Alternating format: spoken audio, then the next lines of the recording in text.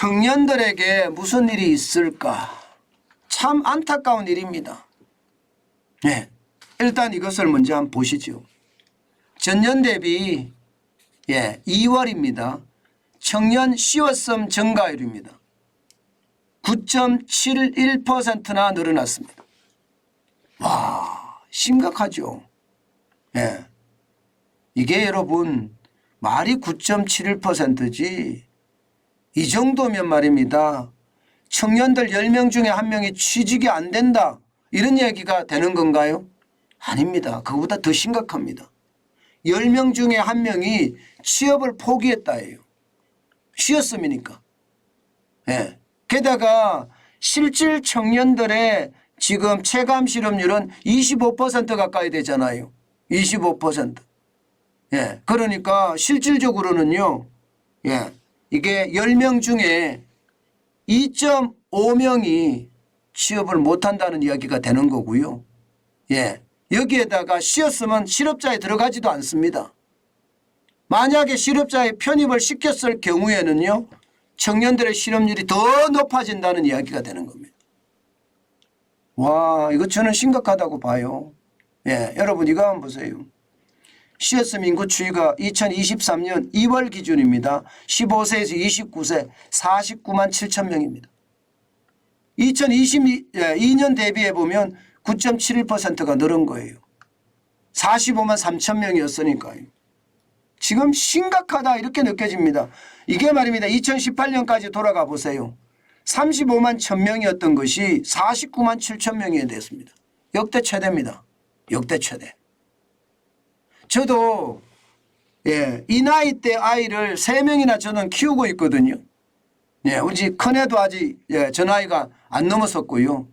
작은애도 그렇고요. 막내도 그렇고요. 그런데 저는 이런 기사를 보면 그것도 오늘도 그냥 쉽니다 하는 기사를 보면요. 제 마음이 덜컥하고 내려앉습니다. 제 마음이. 이게 다 큰 자식이 취업을 못하고 집에서 빈둥거리는 걸 보면 아마 어느 부모든 속이 터질 거예요. 학교를 다니면서 게임하는 걸 봐도 미쳐 날뛰는데 이게 빈둥거리고 게임까지 한다고 생각을 해보세요. 학교를 졸업하고. 미치는 거죠. 아마 진짜 미칠 겁니다. 근데 정작 중요한 것은요. 그 청년, 우리들의 아들과 딸, 그 청년의 마음은 어떨까요? 아마 더 미칠 겁니다. 빈둥거릴 수밖에 없는 자신의 처지가 얼마나 힘들겠습니까? 부모 마음이 진짜 미어 터지지만 자식한테 한마디 못하는 게 그 친구 마음은 어떨까 이렇게 생각할 수밖에 없기 때문이거든요.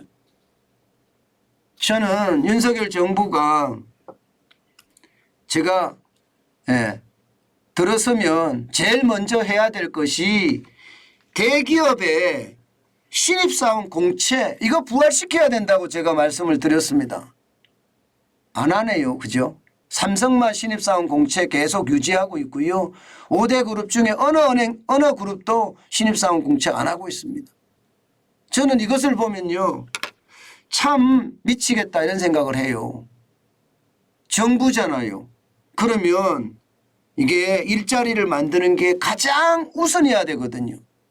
여러분 제가 계속 말씀드렸지만 경제를 잘한다 못한다 기준은 일자리가 많아지느냐 일자리가 줄어드느냐 이게 핵심이라고 말씀을 드렸잖아요. 그중에서도 말입니다. 젊은이들의 일자리가 늘어나느냐 이게 더 중요한 핵심이거든요.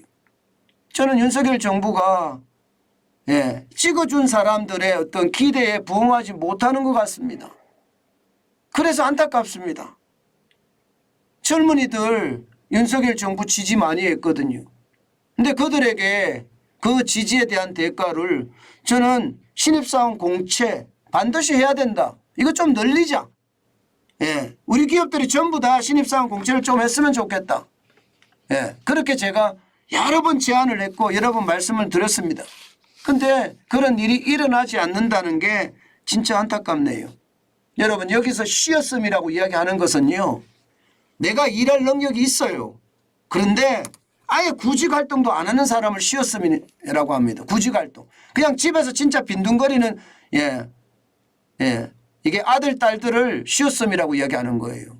실업자하고 개념이 다릅니다. 실업자는 구직 활동을 하는 사람을 실업자라고 이야기하고요. 구직 활동을 아예 하지 않는 사람을 쉬었음 인구라고 이야기하는데 이 쉬었음 인구가 이렇게 많이 늘어난다는 건 정부가 저는 시장을 봐야 된다고 생각해요. 가장 빨리 말입니다. 대기업들의 이 신입사원 공채 그 어느 때보다 중요하다. 빨리 도입했으면 좋겠다. 저는 그런 생각 많이 해봅니다. 문제는 여러분 이게 쉬었음이 청년에 국한되지 않습니다. 이게 전 연령대로 확대를 시켜보면 말입니다. 쉬었음이 15.7%까지 늘었습니다. 2월에. 15.7%라는 숫자는 여러분 대한민국에서 보지 못한 숫자입니다. 경험하지 못했던 숫자예요. 그야말로 최대로 늘어난 거예요. 최대로.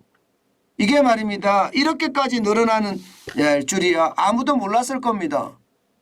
역대 최대입니다. 역대 최대. 올해 1월에 말입니다. 이게 늘어난다 이야기했지만 올 1월보다가 지금 더 많이 늘어났어요. 1월에는 15.6%였거든요. 2월에는 15.7%까지 늘어났으니까요. 이것은 여러분 2018년에 12.1%에 비하면 너무나 많이 오른 수치잖아요. 그러면 이게 청년만 이런 것이 아니라 이게 일을 한창 해야 될 나이들 30대 40대도 마찬가지고요. 장년이라고 이야기하는 50대 60대도 마찬가지고요. 이제는 일자리를 알아보지 않는 그야말로 최악 그야말로 빈둥거리는 실업자가 늘어난다는 것. 실업자는 아니죠. 쉬었음 인구가 늘어난다는 건 우리 경제의 최악이라고 생각을 합니다. 저는 근로시간이 어떻게 됐다 이게 중요한 게 아니라고 생각합니다. 중요한 것은요. 기본 근로시간은 정해주는 거예요. 주 40시간 해라. 정해주고요. 연장 근로는 사업주하고요. 이게 근로자한테 맡겨둬야 됩니다. 정부가 감나라 배나라 할 필요가 없습니다. 대한민국같이 자유로운 나라에서 왜 정부가 주당 몇 시간을 통제를 하고 연 몇 시간을 통제를 하고 이게 말이 됩니까? 나는 일 더 하고 싶어. 그러면 일 더 할 사람한테 일 더 하게 해주는 게 이게 자유민주주의고 이게 시장경제입니다. 그런데 정부가 일을 더 이상 못하게 한다. 이것은요 여러분 통제경제의 핵심이라고 생각해요. 만약에 이 방송을 윤석열 대통령이 본다면 제발 기본 근로시간 주 40시간이면 뭐 전 세계가 주 40시간을 하고 있으니까 주 40시간에 중심을 두고요. 연장 근로시간은 정부가 정하지 마세요. 이것은 말입니다. 사용자와 근로자, 근로자와 사용자가 미국처럼 정하게 하세요. 몇 시간을 일하든 말입니다. 그게 대한민국의 제조업을 살리는 길이고 그게 여러분 많은 사람들에게 행복을 주는 일입니다. 저는 지금 그것만큼 더 중요한 것은 없을 것 같아요. 주 40시간 기준 연장 근로는 사용자와 근로자, 근로자와 사용자가 합의해서 결정하는 것. 그렇게 되면 쉬었음 인구가 이렇게까지 늘어나지는 않을 겁니다. 자유로운 어떤 노동 환경이 만들어져야지 대한민국의 제조업이 다시 살아나고요. 또 젊은이들이 더 빠르게 대한민국의 대들보가 되는 날 그런 날이 저는 있을 거라고 생각합니다. 지금처럼 신입사원 공채도 없어지고요. 젊은이들의 귀까지 꺾어놓으면요. 대한민국의 미래 대들보들이 쓰러질 수밖에 없다는 현실. 저는 윤석열 정부가 꼭 명심했으면 좋겠습니다.